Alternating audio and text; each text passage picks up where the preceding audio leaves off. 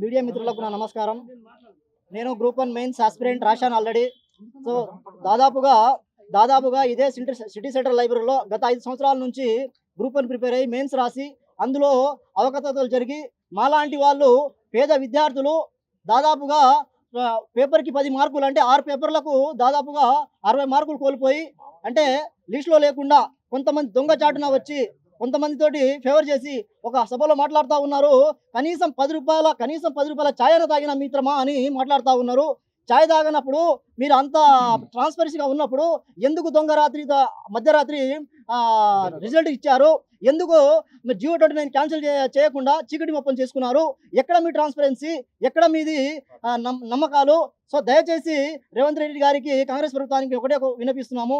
కనీసం ఇప్పటికైనా కళ్ళు తెరుచుకొని జియో 29 క్యాన్సిల్ చేసి నిరుద్యోగులకు న్యాయం చేసి, దాదాపుగా మాకు ఎన్ని రోజులుగా కష్టపడుతూ ఉన్నాము, కనీసం మాకు దక్కాల్సినది దక్కనివ్వకుండా మా నోటి కుడిని లాక్కున్నారు. కాబట్టి ఎట్టి పరిస్థితుల్లో మా జీవితాలు ఇప్పటికీ మారలేదు. ఏమి మారేనురా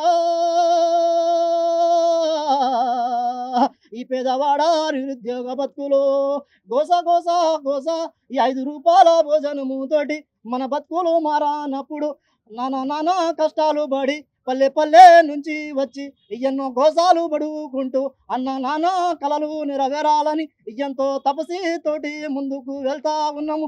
ఏమి మారేనురా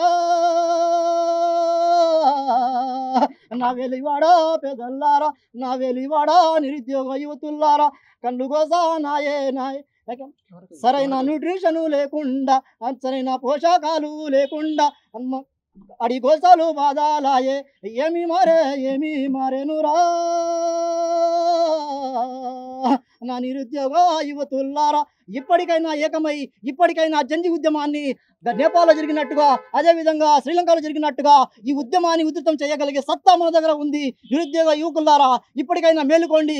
గత 10-12 సంవత్సరాలుగా మన నిరుద్యోగ యువత నానిపోతా ఉన్నారు.